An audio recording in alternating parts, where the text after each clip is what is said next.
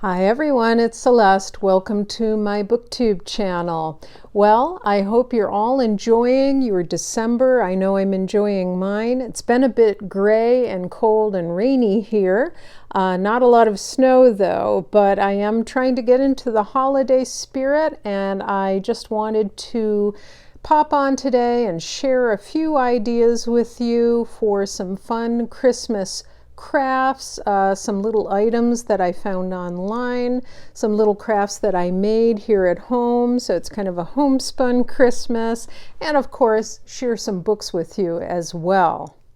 First, I wanted to share some little wooden gnome ornaments. They're very simple but very cute. Let me just zoom in a little bit here so that you can see them. They're made out of wood.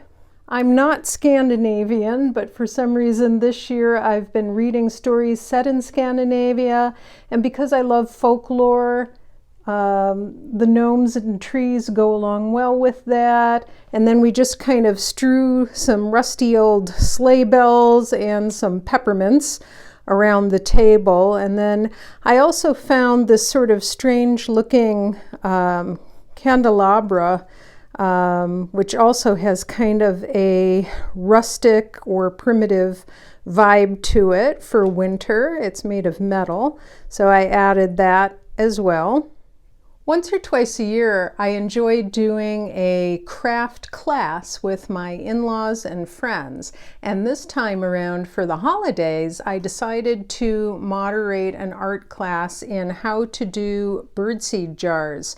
These make lovely and unusual gifts for the bird lover in your life, for a neighbor, or as a teacher gift. And they're really easy and inexpensive to make.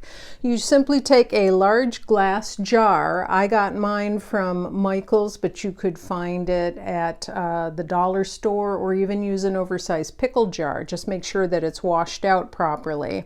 And then I affixed with Mod Podge a vintage looking birdseed label that was found on the internet.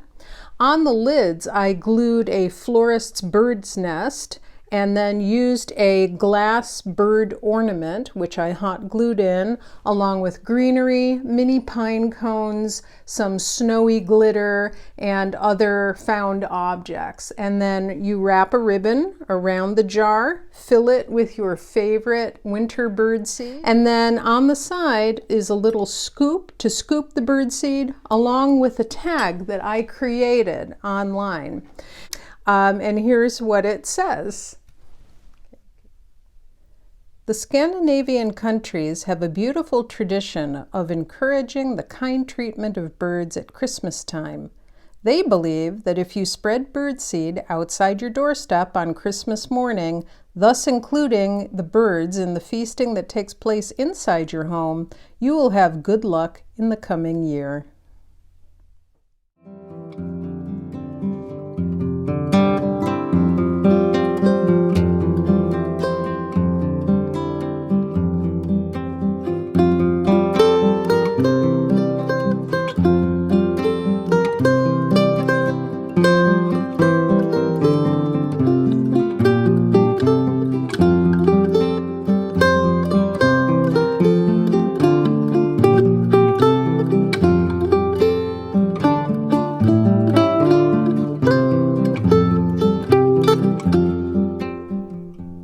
Now, these crafts are not my original idea, so I do want to give credit where credit is due. These crafts come from a channel called Canterbury Cottage, and the lovely lady who runs that channel is Sherry. She has so many wonderful ideas about upscaling and crafts. I hope you'll check it out, and I will post her channel information down below.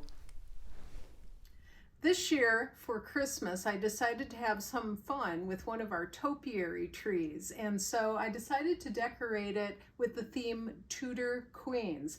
Now, I had found some ornaments at the dollar store which were Merry Christmas ornaments, which look sort of Tudor or even medieval, and then in addition to that found all of the Tudor queens at the store Fancy Some Drama, which is an online emporium of wonderful historical period drama merchandise. And I got each of these ornaments for 50% off, so it was a fantastic deal.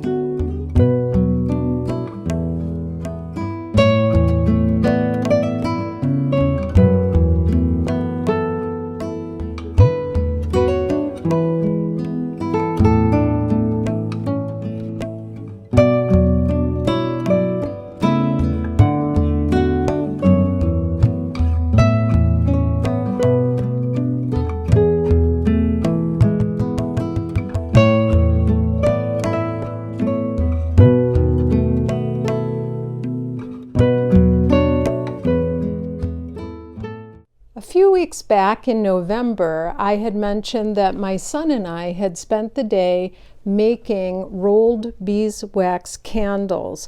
These make a super gift for Christmas or for any time, and they especially look nice when you put them in a sort of vintage or antique looking candle holder. Now they're very easy to make. I bought flat beeswax sheets and candle wick online. First I cut the wicks to size and then melted some of the wax in an old pan on the stove. Then I dipped the wicks into it to coat them. Then I used a hairdryer to warm the beeswax sheet so it would be easier to roll up. I simply put the wick at the end of the beeswax sheet and rolled it from one end to the other, pinching it tightly along the way to keep it straight. Now you can cut the wax sheet at an angle so that when rolled it creates a nicer shaped taper, but for the purposes of this video I decided just to roll it as is. When finished, you can put the candle in a candle holder, and the stubs can be placed on vintage transferware saucers to create a warm, old-fashioned look. Well, also recently, I've decided to get back into some basic knitting. Now, I used to knit a long time ago when I was a freshman up in Canada at the University of Toronto. I remember I knit a sweater for my father, although it was so big on him, it almost looked like a dress.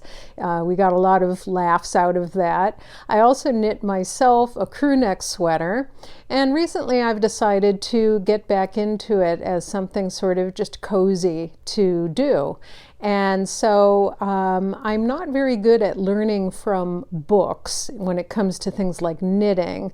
So I found a really good channel on YouTube, and I will share the link with you down below.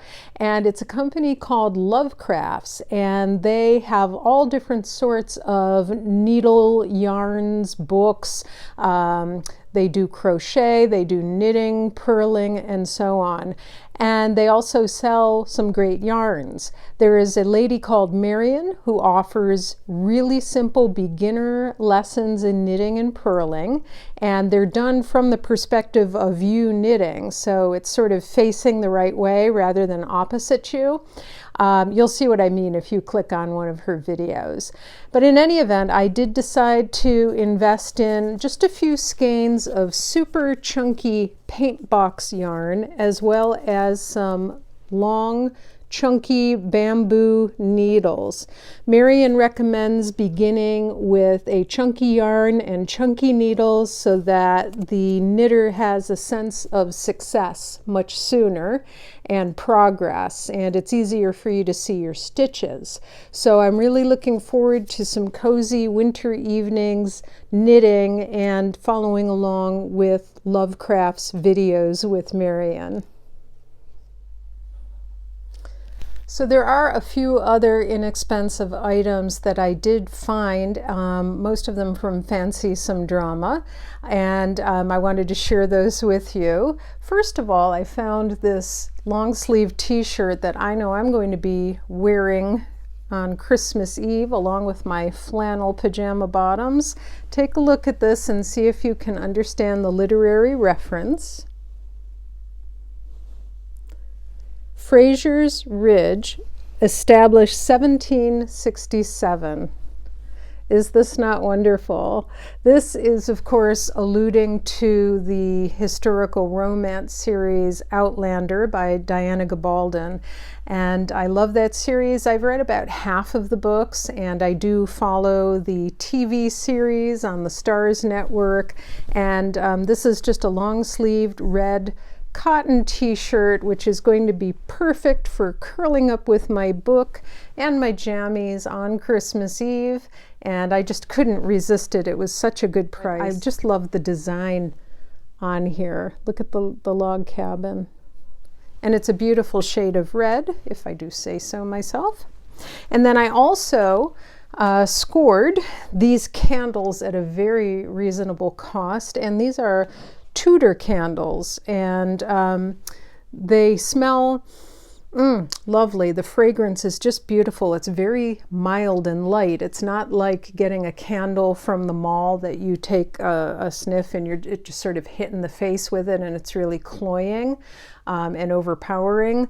These are natural scents, and this one, for example, is Tudor Christmas, and it is orange, cranberry, clove, and cinnamon. It's a 9-ounce poured candle, and it does have a cedar wick. And as I said, it's a very mild scent. This one is very cheerful and uplifting. And it smells like you're mulling cider in somebody's kitchen. And then the other one that I had gotten, which is my absolute favorite, is called Tudor Winter. If you have any Tudor lovers or any fairy tale lovers in your life, I recommend this one. This smells sort of like incense. It's called Tudor Winter, again with a cedar wick, and it's hand poured. It is the scent of fresh snow, juniper, fir, and pine. But it's not a really cloying or overpowering pine. It's very mild, and it's, like I said, it's got sort of a incense smell to it, very light. So it's kind of like an abandoned chapel in the Tudor woods in winter. And then finally, I wanted to share with you a animated movie that my son and I absolutely love, and we watch at this time every year in the winter time around the holidays. And that is a Polish version of Peter and the Wolf, which of course has the live orchestra soundtrack done by Sergei Prokofiev. And I know that it was created in Poland, and then the post-production was done in Oslo, Norway. It is a rather darker retelling of the Peter and the Wolf story, so parents might want to screen it first to make sure it's specifically appropriate for your loved ones.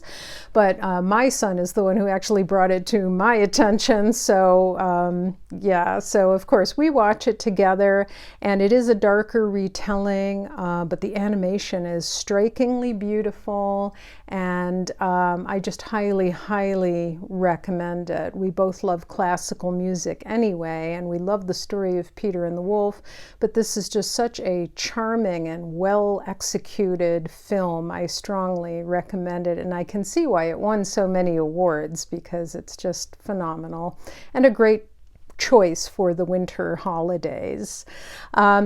Now, I also have a bunch of books that I would love to share with you. Again, I'm not Scandinavian, but the Scandinavian custom of Jólabókaflóð, or the book flood reading night, will be coming up. I think it's on Christmas Eve, where books are exchanged and so forth. But because this video has run for a while now, I would like to cut it into two parts and do part 2 a few days from now. So I will be coming back with some holiday book recommendations, last minute books that would make great stocking stuffers, and we'll see you again real soon.